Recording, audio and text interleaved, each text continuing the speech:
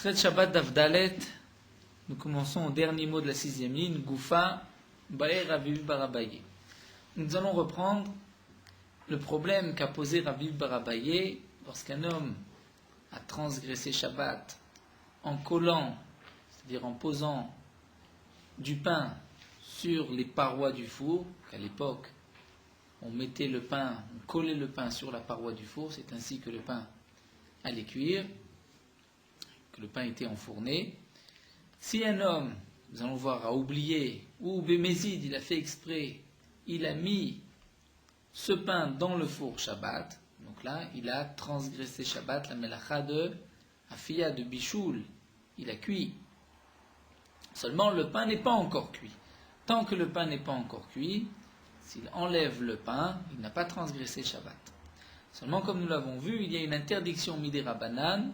Les Chachamim ont interdit de décoller le pain d'une certaine manière du four, puisque c'est une chma, comme la Gemara nous dit, et ceci ressemble à un maaseh dechol, à une action de tous les jours. C'est pour cela que les Chachamim l'ont interdit.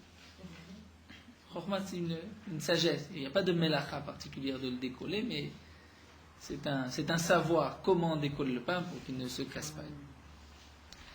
Et donc la question de Ravi Barabaye, c'est si un homme a collé le pain dans le four, est-ce que les Chachamim ont maintenu leur interdiction au point que cet homme va transgresser Shabbat, ou bien les Chachamim vont lui permettre de décoller le pain pour que cet homme ne vienne pas à l'interdiction de Shabbat. Donc on reprend ce problème, Goufé, Baer Ravi Barabaye. Hidvik bat petanour, si un homme a collé le pain dans le four, et tiroulo l'irdota, lui a-t-on permis l'irdota de la décoller kodem shiavolide chiyuv khatat, avant qu'il arrive à l'interdiction, c'est-à-dire à une obligation khatat du korban khatat. Donc il s'agit d'un homme qui a transgressé Shabbat sans faire exprès. Parce qu'un homme transgresse Shabbat sans faire exprès, il ne savait pas que c'était interdit. Il devra apporter un korban khatat. Si un homme sait que c'est interdit et qu'il met malgré tout le pain dans le four, avec des témoins et attraits, il devrait être lapidé. Donc la question ici que pose Rav Barabaye, c'est avant qu'il ne vienne au chiyuv khatat. C'est donc dans un cas, a priori, où cet homme ne savait pas que c'était interdit de mettre du pain dans le four Shabbat. Une fois qu'il a mis ce pain, il s'en rend compte. La question est de savoir, est-ce qu'il a le droit de décoller le pain, sinon il devra apporter un korban khatat, puisqu'il a quand même transgressé Shabbat. Pardon ? Qu'il soit cuit. Si le pain est cuit, est déjà cuit, donc là il a déjà transgressé Shabbat, c'est sûr qu'il n'a pas le droit de l'enlever. La question c'est, avant que le pain soit cuit, il n'y a pas eu encore d'interdiction de Shabbat, peut-il l'enlever ? Donc est-ce qu'on lui a permis d'enlever le pain, ou l'otiro, on ne lui a pas permis, est-ce que les Chachamim ont maintenu leur interdiction ? Amarle Ravacha Barabaye le Ravina. Ravacha Barabaye a posé la question à Ravina et lui demande ainsi. Dans quel cas nous parle, dans quel cas Rabbi Barabaye a posé son problème ? Si c'est un shogeg et qu'il ne s'est pas souvenu, il ne sait pas qu'il a transgressé. C'est-à-dire, Ravacha Barabaye ici va s'attaquer sur les mots Kodem shiavo lider chiyuv khatat, avant qu'il ne vienne à un korban khatat. Ça voudrait dire que si il laisse le pain dans le four, il devra apporter un korban khatat. Pour le korban khatat, nous avons des règles. Il faut que cet homme ait transgressé Shabbat sans le savoir. Donc, à partir de quand il a su que c'était interdit de mettre le pain dans le four Shabbat, avant que le pain n'ait cuit ou après ? Si c'est après, la question de Rabbi Barabaye ne commence pas. Donc c'est bien sûr avant que le pain n'ait cuit. Si c'est avant que le pain n'ait cuit, étant donné que cet homme-là s'en rend compte avant que le pain est déjà cuit, eh bien il n'y a plus de chiyuv khatat. Il n'y a plus de chiyuv khatat. Pourquoi ? Parce que comme nous allons voir, il y a une règle. Pour un korban khatat, il faut qu'il y ait du début jusqu'à la fin de la melacha un shogeg. C'est-à-dire il ne sait pas, il n'a pas fait exprès. Donc la Gemara pose la question suivante. Si c'est un homme qui est shogeg sans faire exprès du début jusqu'à la fin, veloïd kerle, il ne sait pas qu'il a transgressé Shabbat, alors là, on ne comprend même pas l'action de Rabbi Barabaye, les man et tirou. À qui on a permis ? Qui est-ce qui va venir, qui veut enlever le pain, puisque il ne sait pas que c'est interdit, il pensait que c'était permis. Ve'elalav. Donc on est obligé de dire, que, donc il avait oublié lorsqu'il a collé le pain dans le four que c'était interdit. Maintenant il se rappelle, il se dit, mais j'ai transgressé Shabbat. Il veut enlever le pain. La question se pose, a-t-il le droit de l'enlever ou pas? Mais là, nous dit la Gemara, Mimechayev, c'est-à-dire même s'il laisse le pain à l'intérieur, il ne devra pas apporter un korban khatat. Vatnan, puisque nous avons une Mishnah, Kol chayve khataot, pour toutes les transgressions, chayv khatat, où il devra apporter un korban khatat, enan chayvim acheter trilatan shgaga vesofan shgaga. Ils ne devront apporter le korban, le sacrifice, que lorsqu'il y a du début jusqu'à la fin une shgaga. Trilatan au début, shgaga, il ne savait pas, vesofan shgaga, à la fin aussi, il ne savait pas. Mais si entre-temps, au milieu, il se souvient que c'est interdit, donc il n'y a pas de chiyuv khatat. Donc, quelle est la question de Rabbi Ber Abaye? Rabbi Ber Abaye pose la question suivante. Si un homme a collé du pain, a-t-il le droit d'enfourner le pain, on va dire, a-t-il le droit de le décoller ou pas, avant qu'il n'arrive à cette obligation d'apporter un korban khatat? Mon Gemara, mais s'il s'en souvient, de toutes les manières, il n'a pas de chiyuv khatat. Et là, donc on est obligé de dire bémézid, c'est-à-dire il s'agit d'un homme qui a enfourné le pain bémézid. Il sait que c'est interdit malgré tout, il rentre le pain à l'intérieur du four. Seulement il change d'avis, il se dit tiens, mais je ne veux pas être hayav skila, donc je veux enlever le pain. Là la question se pose, a-t-il le droit de décoller le pain ou pas?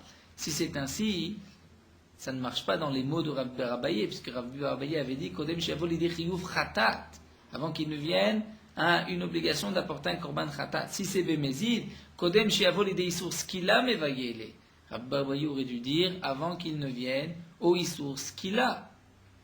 Amar Rav Shila. Donc Rav Shila va nous répondre. Comment comprendre? Si c'est bémézid, on ne comprend pas. Si c'est béshogeg, on ne comprend pas non plus. Eh bien Rav Shila répond le Olam béshogeg. Cet homme a enfourné le pain béshogeg, il ne savait pas que c'était interdit. Ou le manitirou, quelle est la question de Rabbi Ber Abaye?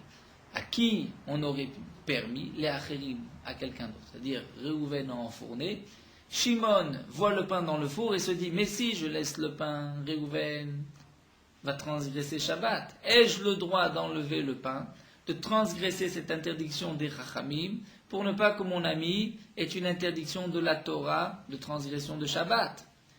Ça nous dit la Gemara, ça ne marche pas non plus. Matkif le Rav Sheshat. Rav Sheshat pose la question, est-ce qu'on dit à un homme, chet, faute, pour que ton ami soit zoché, c'est-à-dire pour que lui ne transgresse pas une avera? Nous avons une règle, tu n'as pas le droit de faire une avera, même une petite avera, une petite transgression, pour que ton ami n'en fasse pas une plus grande.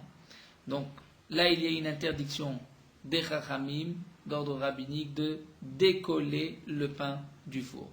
C'est vrai que Réhouven ne savait pas enfourner le pain. Mais Shimon, qui voit ce pain, n'a pas le droit de décoller le pain, même si, grâce à cette petite avera, Réhouven ne transgressera pas une grande avera. C'est une règle.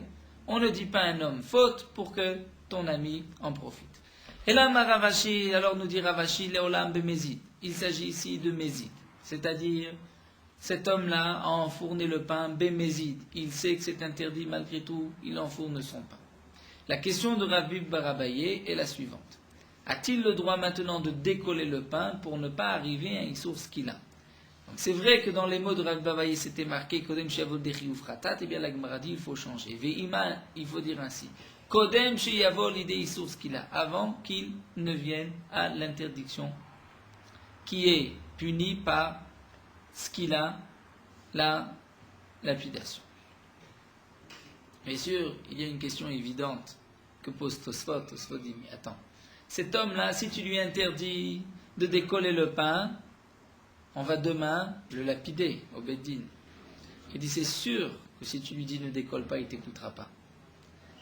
Il ne voudra pas transgresser une interdiction des Chachamim pour être lapidé demain. C'est sûr que non. C'est sûr que cet homme-là, son premier réflexe sera de décoller le pain, même s'il transgresse une interdiction des Rabbanan pour ne pas être lapidé. Alors Tosfot nous dit bien sûr, il faut comprendre, qu'étant donné que les Chachamim lui empêchent de décoller le pain, il ne sera pas lapidé.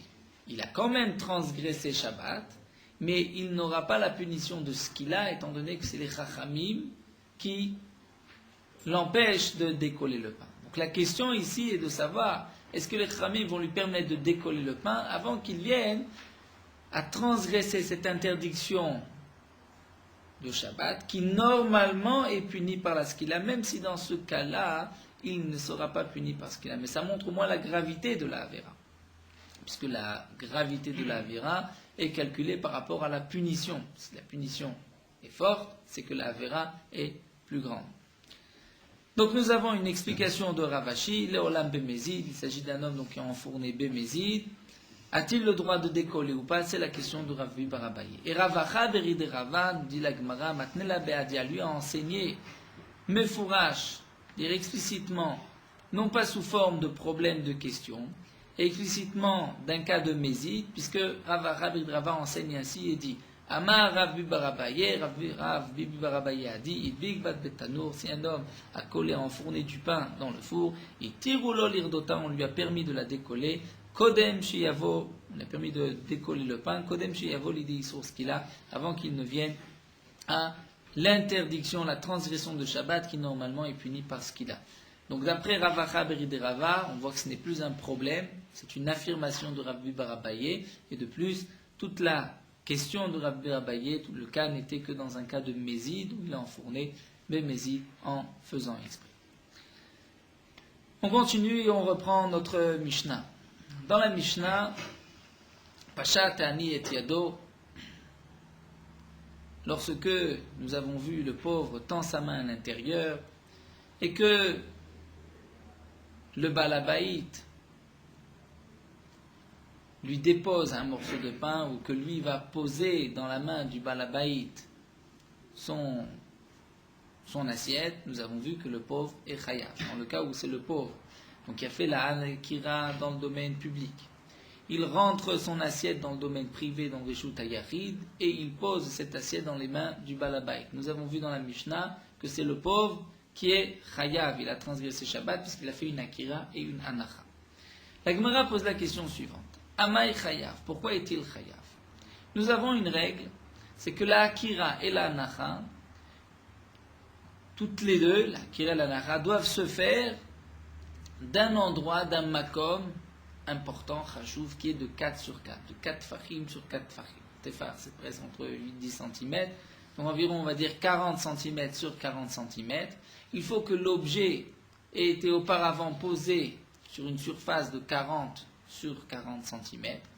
Donc, cet homme ait décollé, déplacé l'objet de cet endroit, et ensuite il l'ait posé toujours dans un endroit qui est de dalet al dalet. C'est-à-dire, prenons un exemple simple. S'il y a une barre de fer plantée dans le sol et qu'un homme vient poser un aliment dessus, vient le planter aussi dans cette barre de fer, eh bien, l'objet n'a pas été posé sur un endroit de arba al arba de 4 sur 4. Et il n'y a pas de anacha.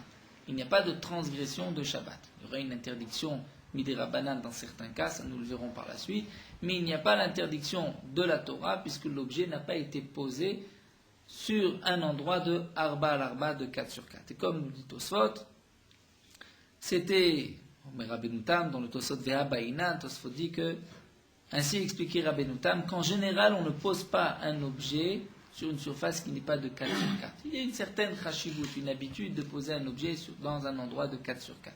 De plus, on l'apprend aussi d'un pasouk, nous dit le riz, c'est Alieteish Mimkomo, que personne ne sorte Mimkomo de son endroit, et on apprend aussi ne pas faire sortir un objet de son endroit. Pour un homme, l'endroit de l'homme, comme nous le verrons aussi par la suite, c'est 4 amot, c'est-à-dire 4 coudées, environ 2 mètres de chaque côté, ça c'est l'emplacement de l'homme. L'emplacement de l'objet, c'est Arbat Fahim, 4 Fahim sur 4 Fahim, 40 sur 40 cm. Donc ici, la Gemara pose la question suivante. La main du Baal Habayit ou la main du pauvre n'est pas de 40 sur 40, et donc lorsque l'objet a été posé dans la main du maître de maison, le pauvre, normalement, n'a pas transgressé Shabbat, puisqu'il n'a pas posé le morceau de pain dans un endroit de 4 sur 4. C'est là la question de la Gemara, Amay Chayav. Pourquoi est-il Chayav?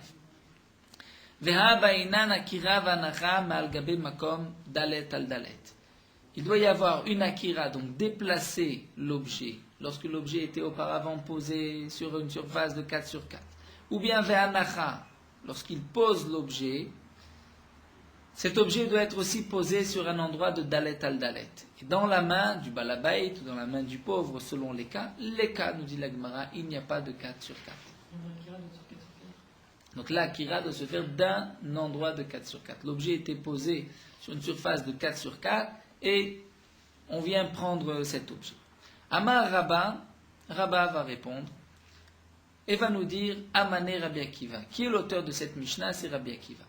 La Gemara dit donc d'avance, la Gemara va nous proposer plusieurs réponses. Nous avons d'abord la réponse de Rabba qui va nous dire que Rabbi Akiva est l'auteur de la Mishnah qui pense que on n'a pas besoin d'un endroit de dalet al dalet, de 4 sur 4. C'est donc une machloket. Et notre Mishnah suit l'avis de Rabbi Akiva. Nous verrons par la suite l'explication de Rav Yosef qui dit que non, l'auteur de la Mishnah c'est Rebi. Et Rebi lui aussi pense qu'on n'a pas besoin d'un endroit 4 sur 4. Mais la Gemara va bien sûr poser des tas de questions et sur Rabba et sur Rav Yosef. Il y a encore d'autres réponses que nous verrons dans le Daf He, le Daf de demain.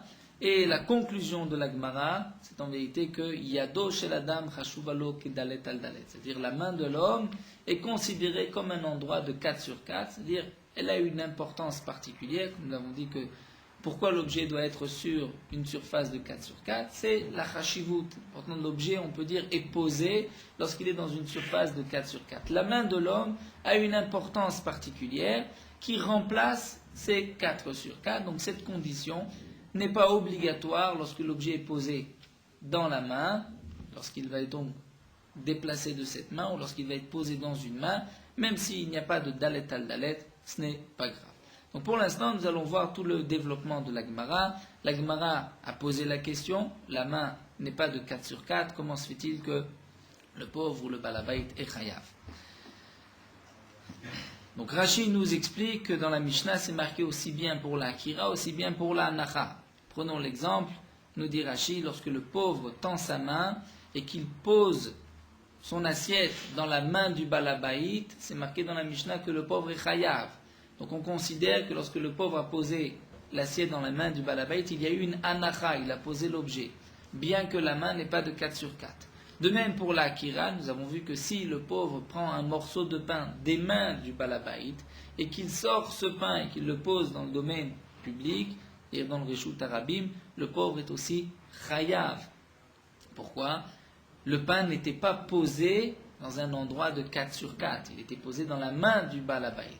Donc nous voyons dans la Mishnah, aussi bien pour la Akira que pour la Nacha, lorsque l'objet est posé dans la main, on considère que cet objet est posé.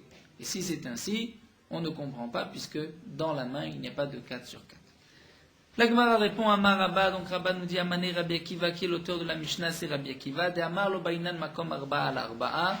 Rabbi Akiva dit, on n'a pas besoin d'un endroit de arba'a al arba'a. Pour se rappeler, lorsque c'est marqué arba'a avec un he, c'est toujours en tfachim. Lorsqu'on parle de amot, c'est arba. Une différence si c'est au masculin ou au féminin. Donc arba'a ou asara, c'est toujours tfachim. Sinon c'est eser amot ou arba amot. Donc Rabba nous dit, l'auteur de la Mishnah c'est Rabbi Akiva qui a dit on n'a pas besoin de arba l'arba. D'où est-ce qu'on a vu que Rabbi Akiva pense ainsi? Dites là, nous avons une Mishnah. À travers donc le développement de la Gemara, nous allons aussi apprendre des tas de halachot, des tas de nouvelles notions dans les dinim de la Hotza. Dites là, nous avons une Mishnah. Zorek mirshut hayachid lirshut hayachid. Si un homme jette un objet du domaine privé au domaine privé, Vereshut Arabim Baemtsa, il y a un domaine public au milieu. Donc il passe par un domaine public au milieu, il traverse le domaine public, mais cet objet ne va se poser que dans le domaine privé. Un homme lance une balle d'un domaine public privé, d'un domaine privé, en passant par le Reshut Arabim. Comme nous l'avons dit là, dans les premiers dapim, lorsqu'on dit privé ou public, ce n'est pas par rapport à la propriété. Est-ce que ça appartient au public ou appartient à un homme? C'est par rapport à la définition de chaque reshut que nous verrons par la suite. Donc ce qui est appelé reshut hayachid, ce qui est appelé reshut arabim. Minatora, l'interdiction c'est de déplacer un objet du domaine Reshut HaYachid au domaine Reshut HaRabim, ou bien du Reshut HaRabim au Reshut HaYachid. Nous verrons par la suite qu'il y a aussi une interdiction de moshit. Moshit, c'est-à-dire de tendre un objet, même si c'est d'un domaine privé à un domaine privé en passant par un domaine public. Il y a aussi une interdiction Shabbat, Minatora, ça fait partie de Hotza'a, bien que c'est d'un domaine privé à un domaine privé, puisqu'on passe par un domaine public. Mais ça, c'est seulement dans ce qu'on appelle Diyuta Achat, c'est-à-dire ils sont sur le même côté de la rue.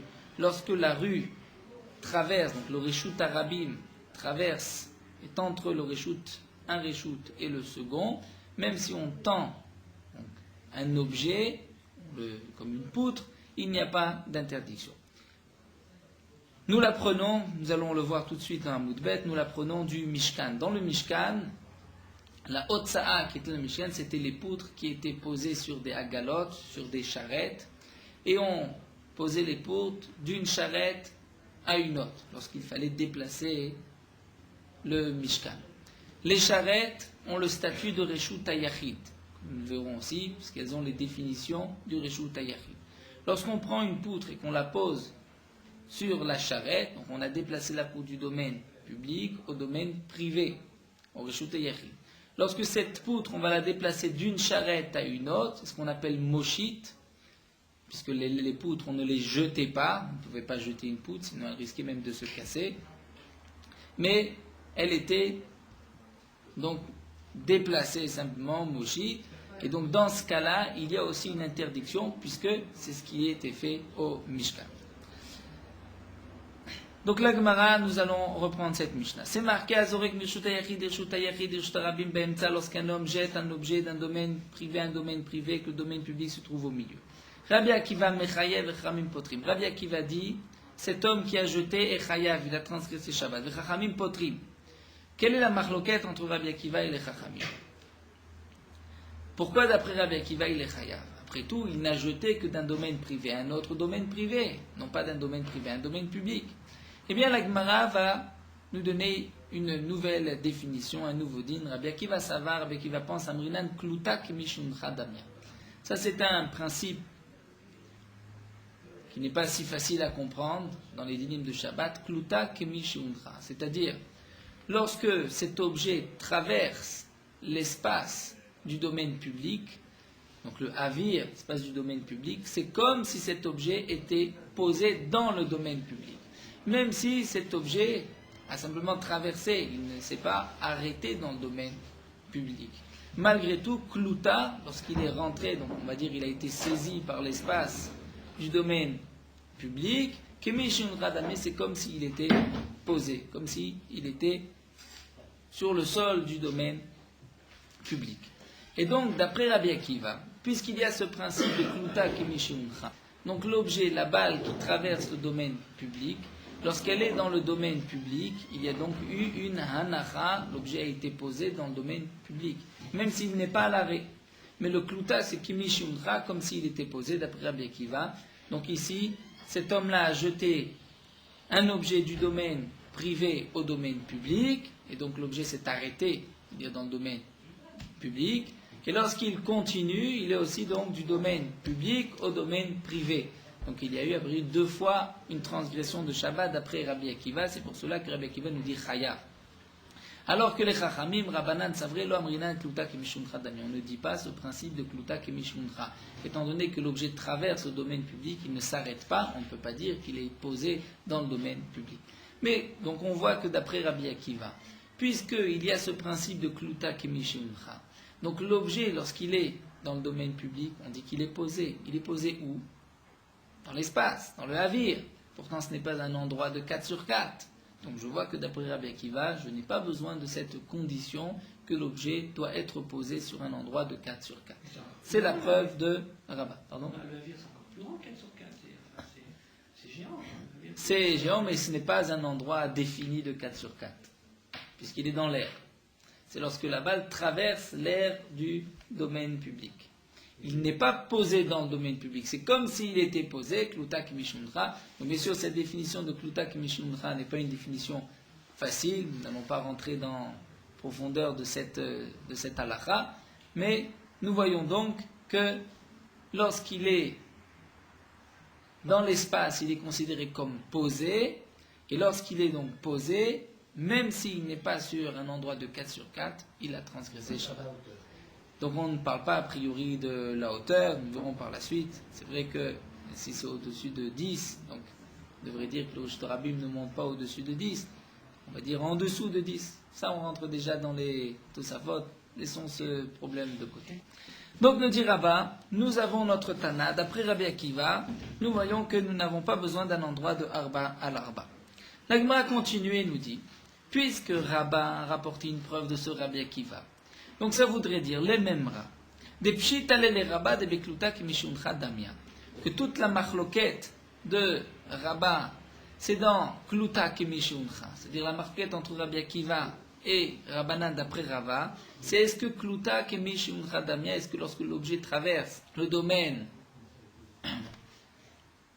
public, est-il posé dans le domaine public? Et donc, comme nous l'avons dit, c'est seulement lorsque l'objet a été lancé en dessous de 10 farim, ou Betor, et nous tournons la page, Betor Asara plié, et toute leur machloquette, c'est lorsque l'objet a été lancé en dessous de 10 farim.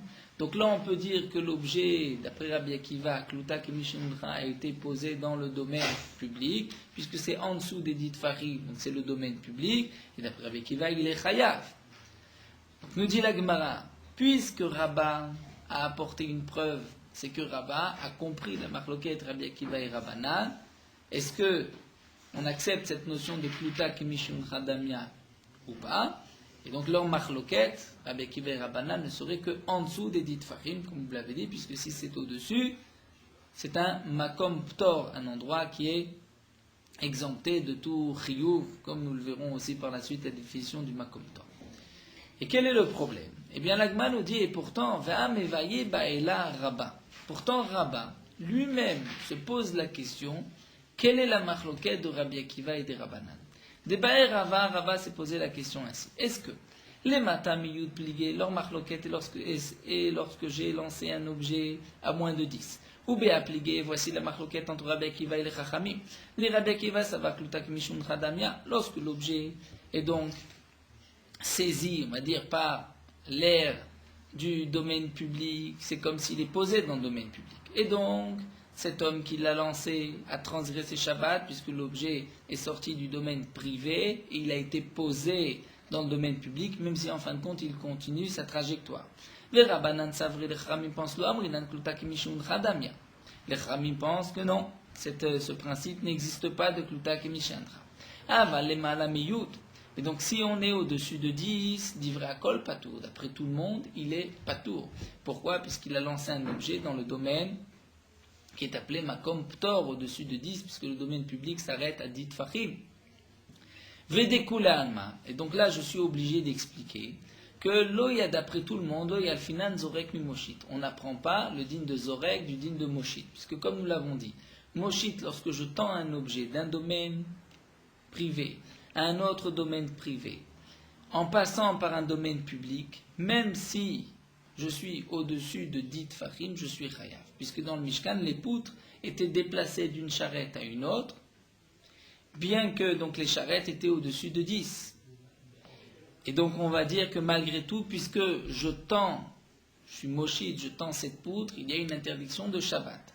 Donc aussi bien Rabbi Akiva que les Chachamim pensent que toute l'interdiction de Shabbat c'est moshit lorsque je tends l'objet. Mais lorsque je le jette, là, je n'ai pas d'interdiction de Shabbat, puisque les poutres n'étaient pas jetées. Donc Zorek n'existait pas dans le Mishkan. Donc la Gemara nous dit, voici la question de Rabba. Rabba s'est posé le problème suivant. Quelle est la marloquette de Rabbi Akiva et des Chachamim? Est-ce que leur marloquette c'est en dessous de 10? Sur le principe de Kluta Kimishun Chadamia ou pas?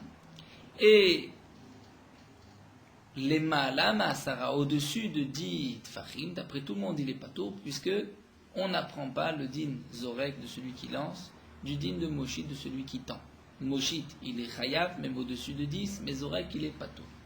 Ou bien, Odilma, nous dira Rabba, peut-être qu'on peut expliquer la marloquette de Rabbi Akiva et de Chachamim autrement. Que toute leur marloquette, c'est les Ma'ala Masara, au-dessus de 10 pliés. Ou bien appliquer la marloquette est la suivante. De Rabbi Akiva, ça varie al finan, Zorek Moshe. De Rabbi Akiva pense on va apprendre l'un de l'autre. Zorek, celui qui lance. Moshe de celui qui tend. Et donc là, il y a une transgression de Shabbat, même si c'est un domaine privé, comme les poutres qui passaient d'une charrette à une autre. Mais les Chachamim pensent que non. On n'apprend pas Zorek du digne de Moshit, puisque Moshit, les poutres étaient posées, alors que Zorek, c'est lorsqu'on lance un objet. Les poutres n'étaient pas lancées. Et comme nous l'avons vu, Melacha de Otsa'a est une Melacha particulière qu'on ne peut pas apprendre tous les cas, des cas types que nous avons dans la Torah. Aval le matamiyud. Mais en dessous de 10, d'après cette explication de la marloquette, Divra kol chayav, d'après tout le monde. Il est chayav, même d'après les chachamim, maïtama, pour quelle raison, amrinan kluta kemishunra damia. Puisque, on va dire, le principe de kluta kemishunra, en dessous de 10, et même d'après les chachamim, il est chayav, puisqu'il est passé d'un domaine privé au domaine public, et ensuite du domaine public au domaine privé. Donc la Gemara pose la question suivante. Rabba nous a dit qui est l'auteur de la Mishnah qui dit qu'on n'a pas besoin de Dalet al Dalet, c'est Rabbi Akiva. Ceci sous-entend que Rabba a compris la marloquette de Rabbi Akiva et des Chachamim, selon cette explication que les Chachamim et Rabbi Akiva sont en discussion sur le principe de Klutak Mishunra et la marloquette se situe en dessous de 10. Et pourtant, demande la Gemara, Rabba lui-même ne sait pas comment expliquer la marloquette. Rabba a lui-même un doute. Est-ce que la marloquette est en dessous de 10, comme nous l'avons expliqué, ou au-dessus de 10, et que la marloquette est tout autre? Est-ce qu'on apprend Zorek de Moshit ou pas? Donc comment se fait-il que Rabba nous dit, l'auteur de notre Mishnah c'est Rabbi Akiva? Donc ça sous-entend que Rabba est sûr de la marloquette de Rabbi Akiva et des Chachamim. Mais la Gemara va répondre et va nous dire, Batar de Bayad arrive Shitale. Effectivement, au départ, Rabba ne savait pas comment expliquer la marloquette, il avait un doute. Mais par la suite, il a répondu à son problème et il pense que Rabbi Akiva, de savoir Rabbi Akiva, Kluta Kemishuncha Damia, que lorsque l'objet traverse le domaine public, c'est donc comme s'il est posé dans le domaine public et il est Chaya, bien que cet objet n'est pas sur un endroit de Arba al-Arba, sur une surface de 4 sur 4. Il y a aussi une question évidente qui est la question de Tosfot. Tosfot pose la question, mais de toutes les manières. Que Rabba explique la marloquette de la première façon, de la seconde façon, on a toujours une preuve que d'après Rabbi Akiva, on n'a pas besoin d'un makom de Dalet al Dalet de 4 sur 4. Puisque d'après toutes les explications, Rabbi Akiva lui-même pense que Kluta Kemishunra. Donc, qu'est-ce que la Gemara demande à Rabba? La Gemara demande, mais pourtant Rabba, toi-même, tu ne sais pas comment expliquer la Mishnah, leur marloquette entre Rabbi Akiva et Chachamim, et tout d'un coup tu viens nous dire l'auteur de notre Mishnah c'est Rabbi Akiva. Tosfot répond que la Gemara ici nous a rapporté que 2 manières d'expliquer cette marloquette, mais il y en a d'autres encore que Tosfot explique, et d'après les autres explications, alors là nous n'avons pas de preuve de Rabbi Akiva. Et c'est là la question de la Gemara. Comment Rabba a pu dire l'auteur de notre Mishnah c'est Rabbi Akiva? Ce qui sous-entend que Rabba a défini exactement où se situe la marloquette entre Rabbi Akiva et les Chachamim, alors que Rabba lui-même avait beaucoup d'autres possibilités d'expliquer la marloquette, et d'après ces possibilités, Rabbi Akiva pense qu'il faut donc un endroit de Dalet al Dalet. Donc de toutes les manières, la Gemara n'a pas tout rapporté, mais la Gemara se base sur les autres explications que Tosfot nous rapporte, et la Gemara pose la question ainsi, Rabba lui-même, comment peut-il affirmer que Rabbi Akiva ne tient pas ce principe de 4 sur 4, puisque Rabba lui-même ne sait pas comment expliquer la marloquette de Rabbi Akiva et les Chachamim. Mais la Gemara répond, c'est vrai qu'au départ Rabba avait un doute comment comprendre la marloquette de Rabbi Akiva et les Chachamim, mais par la suite Rabba est sorti du doute et a choisi la marloquette telle que nous l'avons présentée au début. Donc nous revenons à notre question initiale. Nous avons vu dans notre Mishnah que lorsque l'objet est posé dans la main, il est considéré comme étant munach, posé. Si je le déplace, je transgresse Shabbat. Pourtant, l'objet n'était pas sur un endroit de 4 sur 4. La Gemara répond, Rabat, eh bien, d'après Rabbi Akiva, je n'ai pas besoin d'un endroit de 4 sur 4. La Gemara continue et demande, Vedilma, peut-être que Anacha ou Delobaya. Ah, Kirabaya. Peut-être que ce que tu as vu d'après Rabbi Akiva, que je n'ai pas besoin d'un endroit de 4 sur 4, c'est seulement sur la Anacha. Lorsque je pose un objet, même si je l'ai posé sur un endroit qui n'est pas de 4 sur 4, c'est vrai, Lobaya, je transgresse Shabbat. Mais à Akira, mais de déplacer un objet, là il faut que l'objet ait été auparavant posé sur un endroit de 4 sur 4. Et ça, je ne le vois pas des mots de Rabbi Akiva. Puisque qu'est-ce que nous dit Rabbi Akiva? Lorsque l'objet que j'ai lancé du domaine privé passe par le domaine public, Rabbi Akiva a dit que tu es chayav. Puisque Kluta Kemishiuncha, c'est comme s'il est posé dans le domaine public. Lorsqu'il est posé dans le domaine public, c'est vrai que je n'ai pas 4 sur 4, et tu dis que d'après Rabbi Akiva, je n'ai pas besoin de 4 sur 4. Mais ça, c'est par rapport à la anacha, que l'objet est posé. Mais qui t'a dit que d'après Rabbi Akiva, lorsque tu as pris cet objet, tu le déplaces, cet objet n'a pas besoin d'être sur une surface de 4 sur 4. Au contraire, peut-être qu'à ce moment-là, l'objet doit être posé sur une surface de 4 sur 4, comme nous dit Tosfot, après l'explication du Passouk que nous avons dit, Alietse Ishmim Komo, c'est donc de sortir un objet de son endroit. Donc c'est que l'objet était dans un endroit de 4 sur 4. Donc la Gemara nous dit, Rabat, c'est vrai que tu nous as prouvé que d'après Rabbi Akiva, nous n'avons pas besoin d'un endroit de 4 sur 4, mais ça c'est sur la Anacha, peut-être pas sur la Akira. Et là, Rav Yosef, donc c'est pour cela que Rav Yosef va donner une autre explication. Amané, qui est l'auteur de la Mishnah Rebi, c'est Rebi. Rebi pense qu'on n'avons pas besoin d'un makom de 4 sur 4. La Gemara demande, Haï Rebi, quel Rebi? Hinima Rebi, si c'est ce Rebi de cette Braïta d'Etania, c'est marqué Zarak, un homme a lancé un objet. Venach, cet objet s'est posé, Al-Gabé Ziz Kolshiu, sur n'importe quel morceau de bois qui sort du mur, nous dit Rashi. Rebi Mechayev et Chachamim Potri. D'après Rebi, il est Chayav, d'après les Chachamim, il est Patou. Pourquoi d'après Rebi est-il Chayav? Qu'est-ce qu'il a fait? L'objet ne s'est pas posé sur un endroit de 4 sur 4, il s'est posé sur une branche d'arbre, par exemple. Ce n'est pas 4 sur 4, pourtant Rebi dit Chayav. Donc tu vois que d'après Rebi, l'objet n'a pas besoin d'être posé sur un endroit de 4 sur 4. La Gemara nous dit non, tu n'as pas de preuve de ce Rebi-là. Pourquoi? Puisque là-bas, cette braïta, d'après Rebi, peut être expliquée comme ce que Abaye expliquera par la suite. Comme on expliquera donc plus tard, Abaye comme Abaye, Damar Abaye, Abaye a dit, d'Afret, nous le verrons. Abaye nous explique que le cas de Rebi, c'est dans le cas où un arbre se trouve planté dans le domaine privé et que les branches sortent dans le domaine public. Vézarak, et lui a lancé un objet, il était dans le domaine public, et cet objet s'est posé sur la branche de cet arbre. Comme nous l'avons déjà mentionné, lorsque je jette ou je déplace un objet, même dans le domaine public, de Arba Amot, 4 Amot, je transgresse Shabbat. Même si ce n'est pas d'un domaine privé à un domaine public, mais dans le domaine public, Arba Amot, on est Chayav. Donc là, nous a dit Abaye, effectivement, lorsque tu lances cet objet, tu es dans le domaine public, et tu le lances sur cet arbre.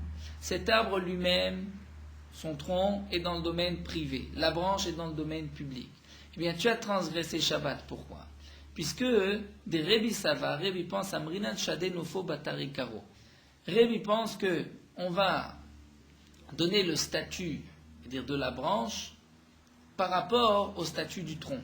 C'est-à-dire, nous dit Rashi, pas pour tout. Ce n'est pas que la branche est tout d'un coup un domaine privé, mais que l'importance du tronc, c'est-à-dire la largeur du tronc qui est de 4 sur 4, va donner cette importance de 4 sur 4, cette rachivut, à la branche, même si la branche en elle-même n'a pas de 4 sur 4.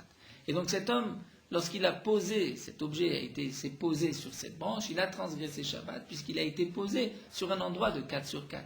C'est vrai que la branche n'est pas de 4 sur 4, mais comme je relie la branche au tronc, et que le tronc des Rashi a une chashivut particulière, une importance particulière, eh bien c'est comme si la branche avait 4 sur 4. Et donc, on revient à la question, c'est que nous n'avons pas de preuve de Rebi. Lorsque un objet est posé sur un pic dans le domaine public où il n'y a pas 4 sur 4, Là, je n'ai pas de preuve que je suis chayav. Le cas de Rébi, c'est seulement lorsque l'objet a été posé sur une branche. Et la branche, par ce principe de Shadenofo, Batar et Karo, que je relie la branche par rapport au tronc, donc je donne cette importance de 4 sur 4 à la branche. Verabanan, c'est vrai, les Khamim pensent que l'Amrinan Shadenofo, Batar et Karo, on ne dit pas ce principe que la branche suit le tronc. Et là, donc on doit revenir à ce que nous a dit Rav Yosef. Rav Yosef a dit qu'il est autour de la Mishnah, c'est Rébi. Quel Rébi? Et là, ha Rébi, voici le Rébi. Les Tanya, Rébi a enseigné, Zarak Milchut Arabim Lirchut Arabim. Si un homme jette un objet d'un domaine public à un autre domaine public, Virchut Ayachid Be'emtsa, et il y a un domaine privé au milieu. Donc l'objet traverse un domaine privé. Rébi Mechayev, Vechachamim Potrim. Rébi dit, il est Chayav. D'après les Chachamim, il est Patour. Pourquoi d'après Rébi, il est Chayav? Amar Rav Yehuda a dit, Amar Shmuel au nom de Shmuel, Mechayev aya Rébi Shtaim, Achat Mishum Motzav, Achat Mishum Achnasa. Rébi a dit qu'il est chayav de 2 korbanot. Un korban parce qu'il a fait sortir, c'est-à-dire lorsqu'il a sorti l'objet, il l'a lancé du domaine public et que l'objet a traversé le domaine privé. Lorsqu'il passe dans le domaine privé, il est considéré comme posé dans le domaine privé. Il y a donc eu une première transgression de Shabbat. Lorsqu'ensuite l'objet continue et va se poser dans le domaine public, donc il a encore une fois déraciné du domaine privé pour être posé dans le domaine public. Il y a eu 2 transgressions de Shabbat. A priori, on va dire que ça va après le principe de Kluta Kimishundra. Et donc, je vois, Alma, Lobaya Kira, Velo Anachal, Gabemakom Dalet Al Dalet. Je vois que tu n'as pas besoin, ni que l'objet ait été déraciné d'un endroit de 4 sur 4, ni que l'objet soit posé dans un endroit de 4 sur 4. Donc, voici Rébi, qui est l'auteur donc de notre Mishnah d'après Rav Yosef, qui pense qu'on n'a pas besoin d'un makom de 4 sur 4. La Gemara dit non, ça ne marche pas. Pourquoi? Haït Marala, puisque sur cette braïta de Rébi, Rav ou Shmuel d'Amre Tarvayu ont tous les deux expliqué la vie de Rébi ainsi, en disant que nous continuons d'affaire encore quelques lignes. L'omechaev Rébi la birshut ayachid mekora. Lorsque Rébi a dit que tu es chayav, c'est seulement lorsque l'objet va traverser un domaine privé, mais qui est Mekora, qui a un toit. Pourquoi? D'Amrinan, parce qu'on va dire, et là c'est aussi une notion qui est difficile à comprendre, des notions dans Shabbat, on va dire Beta Keman de Maliadami, c'est-à-dire la maison, puisqu'elle a un toit, c'est comme si elle est pleine. Et lorsque l'objet va traverser cette maison, c'est comme s'il est posé à chaque instant dans la maison. C'est-à-dire, il ne passe pas, il n'est pas posé sur le sol de la maison. Il traverse l'espace de la maison, le havir, l'air de la maison. Malgré tout, nous avons cette halakha que Beta, une maison, c'est comme Memalia Dami, comme si elle était pleine, comme si elle était pleine de terre. Donc l'objet, lorsqu'il traverse la maison, donc à chaque instant, il est posé dans la maison. Et c'est pour cela que d'après Rébi, il est chayav, puisque lorsqu'il passe du domaine public au domaine privé, qui est considéré comme plein, donc il se trouve dans un endroit de 4 sur 4. Donc c'est vrai qu'on n'a pas besoin de ces 4 sur 4 dans ce cas-là, mais simplement parce que le Reshut Yachid a un toit. Aval Sheno Mekore. Mais si un homme jette un objet du domaine public au domaine public en traversant par un domaine privé qui n'est pas couvert, dans ce cas-là, l'eau, Rébi, ne va pas dire que tu es chayav pour l'avoir fait d'abord rentrer dans le domaine privé et ensuite sorti vers le domaine public. Et donc, notre Mishnah, comme nous allons le voir, on ne peut pas l'expliquer ainsi, puisque dans notre Mishnah, le Reshut du Balaba et du maître de maison peut être encore expliqué comme étant Mekora, couvert, mais le Reshut où se trouve le pauvre, c'est-à-dire à l'extérieur, il ne peut pas être couvert. Pourquoi? Parce que si nous avons un Reshut Arabim couvert, il n'est plus Reshut Arabim. C'est ce que l'Agma me dit, Veritema. Si tu veux dire Achanam Mekore, dans notre Mishnah, on dira aussi qu'il y a un toit. Et puisqu'il y a un toit, donc comme nous l'avons vu, nous n'avons plus besoin de ces 4 sur 4. Atinar Birshut Ayachid Mekora. Ceci va bien, marche pour le Reshut Ayachid, c'est-à-dire là où se trouve le Balabait, le maître de maison. Le Reshut Ayachid a un toit. Mais Birshut Arabim Mekore Michayav, mais si le Reshut Arabim a aussi un toit, là il n'y a pas de transgression de Shabbat puisqu'il n'est plus appelé Reshut Arabim. Pourquoi? Puisque la définition de Reshut Arabim, comme nous le verrons par la suite, dépend des Diglé Midbar, comme c'était dans le désert, là où les Bnei Israël se trouvaient. C'était un endroit où il y avait donc un Rishut Harabim, nous verrons même les 600 000 personnes, mais cet endroit n'était pas Mekora, n'était pas couvert. Ve'amar Rav Shmuel, c'est ce que Rav Shmuel Bar Yehuda a dit au nom de Rabbi Abba, au nom de Ravuna Amarav, Amavir Chefetz Arba Amot Birshut Harabim Mekoré Patour. Si un homme déplace un objet de 4 amot dans le domaine public, bien que normalement dans un domaine public, lorsqu'on dépasse un objet de 4 amot, il était posé, on le soulève, on le pose 4 amot plus loin, on transgresse Shabbat. Malgré tout, si le Rishut Harabim est Mekora, un toit patour, il est patour, les fiches nodomé Diglé Midbar, puisqu'il ne ressemble pas au Diglé Midbar, donc Diglé, c'est-à-dire au campement des Bnei Israël dans le désert, et donc il n'a pas le statut de Rishut Harabim.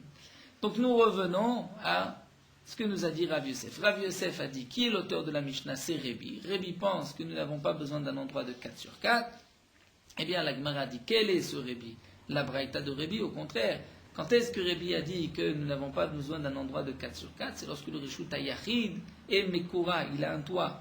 Mais dans notre Mishnah, on ne peut pas expliquer l'emplacement du pauvre comme étant avec un toit. Et donc, dans la Mishnah, c'est aussi marqué que lorsque le Balabait, maître maison, va poser dans la main du pauvre, il est chayav.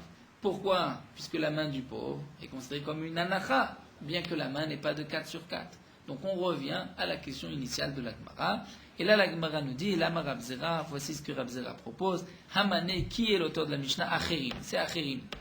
Netanya, nous avons une braïta. Acherim Omrim, Hamad Bimkomo Vekibel. Lorsqu'un homme, Réhouven, jette un objet sur Shimon. Shimon reste debout, il ne bouge pas, Vekibel, et qu'il attrape cet objet dans les mains par exemple, Chayav, il est Chayav. Qui est Chayav? Celui qui l'a lancé. Akar Mimkomo Vekibel. Mais si Réhouven lance un objet, Shimon se dirige vers l'objet, Vekibel, et il reçoit l'objet, Patour. Là, Réhouven est Patour. Pourquoi? Puisque c'est Réhouven qui a fait la Akira, mais c'est Shimon qui a fait la Anacha puisqu'il s'avance vers l'objet. Lorsque Shimon est passif, donc la Anacha est celle de Réhouven. Parce qu'il lance un objet, ceci inclut aussi que l'objet va se poser. Lorsque Shimon va vers l'objet, là c'est Shimon qui fait la Anacha. Donc dans ce cas-là, Réhouven n'est pas tour. Donc demande la Gemara, Amad Bimkomo Vekibel Chayav. Lorsque Réhouven lance un objet, que Shimon reste debout et qu'il reçoit l'objet dans les mains, il est Chayav. Pourquoi? Nous avons besoin d'une anacha, que l'objet soit posé dans un endroit de 4 sur 4, et il n'y a pas. Et la shmamina, donc tu vois que puisque Réhouven est chayav, c'est que l'obainan makom arba, on n'a pas besoin d'un endroit de 4 sur 4 d'après Acherim. Alors la Gemara reprend la question que nous avons déjà posée d'après Rabbi Akiva. Elle dit, anacha ou de l'obainan, akira bainan. Peut-être que la anacha, nous n'avons pas besoin, mais peut-être que la Akira, il faut que la Akira soit d'un endroit de 4 sur 4. Dans le cas de Acherim, ce n'est qu'une Anacha que nous avons vu qu'on n'a pas besoin de 4 sur 4. Vers Anacha, et même, nous dit la Gemara, le cas de Acherim n'est pas une preuve même sur la Anacha, lorsque l'objet était posé. Pourquoi? Dilma des Pashit Kanfe Vekibla, des Kaname Anacha. Peut-être, nous dit la Gemara, que le cas de Acherim, c'est dans le cas des Pashit Kanfe Vekibla, c'est-à-dire que Réhouven a lancé l'objet, Shimon ouvre sa veste et l'objet tombe dans la veste de Shimon. Et la veste de Shimon a effectivement 4 sur 4. Donc puisque il y a 4 sur 4, dit qu'Aname Anacha, il y a aussi une Anacha. Donc la réponse de Rav Zera qui nous a dit que l'auteur de la Mishnah c'est Acherim tombe aussi, puisque nous n'avons pas de preuve. Donc nous revenons à la case départ. La Gemara a posé la question, comment se fait-il que lorsque l'objet se trouve dans la main du pauvre ou du riche, ceci est considéré comme une anacha. L'endroit, la main n'est pas considéré comme, n'est pas de 4 sur 4. La Gemara a proposé, donc Rabba a proposé de dire que c'est Rabbi Akiva. La Gemara a objecté. Rav Yosef a proposé de dire c'est Rébi. La Gemara a dit nous n'avons pas de preuve non plus de Rébi. Rav Zera a dit c'est Acheri, mais la Gemara aussi a rejeté l'explication de Rav Zera. Donc nous restons avec notre question que nous répondrons Bezrat Hashem à la suite des demain.